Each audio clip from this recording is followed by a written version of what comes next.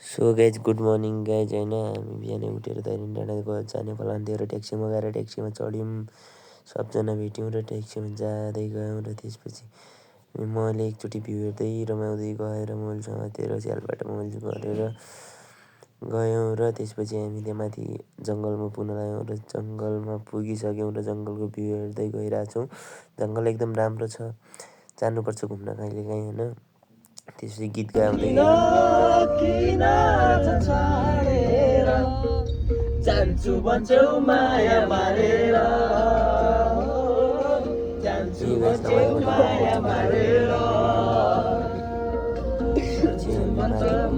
माथि पुगिसक्यौँ र माथि पुग्दाखेरि माथि जाँदाखेरि एकदम रमाइलो भाइब्स हुन्छ नि, खतरा ठाउँ देखेर राम्रो भइरहेको थियो। त्यसपछि हामी माथि पुगेर जङ्गलमा गयौँ। जङ्गलमा गइसकेपछि जङ्गलमा आगो सागो बालेर टक्कै बस्यौँ होइन। मेरो अनि हात पनि जल्यो, हात जलेमा दुःख लागिरहेछ होइन गाइस, दुःख लागिरहेछ। अब हात कहिलेकाहीँ गर्नुपर्छ होइन। त्यसपछि माथि गयौँ र माथि गएपछि केटाहरू कुर्सी समातेर नाचिदिइरहेको थियो होइन गाइस, नाचिदिइरहेको थियो। नाचेपछि टक्क रमाइलो गर्दै गाउँको जस्तै होइन गाइस। त्यसपछि त्यहाँ रमाइलो भयो अनि सबजना केटाहरू भान्जा गयो अनि म पनि गएँ होइन। त्यहाँ लट्ठी समातेर केटाहरूलाई मजाक गरिदिएँ, हानिदिएको जस्तो गरिरहेको थिएँ।